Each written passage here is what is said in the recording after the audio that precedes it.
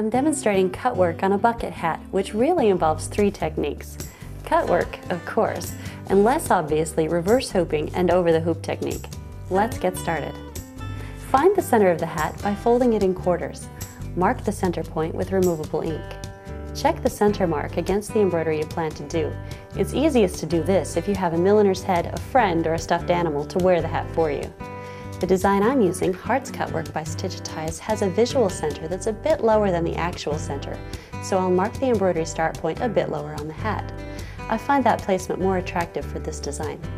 Mark the final placement darkly with removable ink. To avoid any confusion, I'll erase the previously marked center point. Turn the hat over and darken the mark on the inside. Hooping a pre-constructed hat presents some challenges. The shape of the hat lays more naturally over the hoop in the upside down position, so you can hoop it upside down. Press a piece of adhesive stabilizer, such as Filmoplast, into the crown of the hat. This helps the hooping to come out smooth.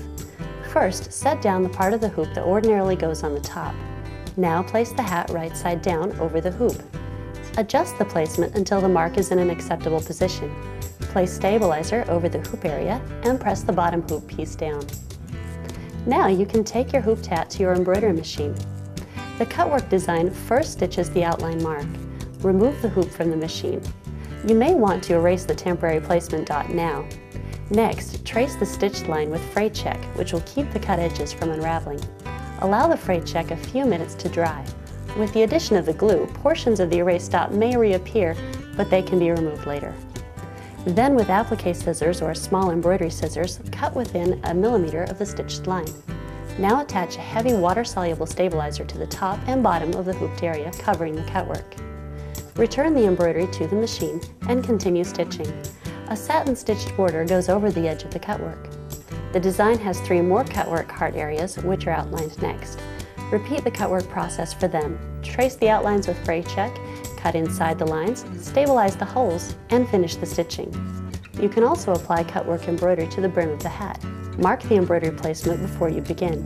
The hat brim is much thicker than most things you embroider, so unless you have a strong hoop with a long adjustment screw, I suggest using an over-the-hoop technique.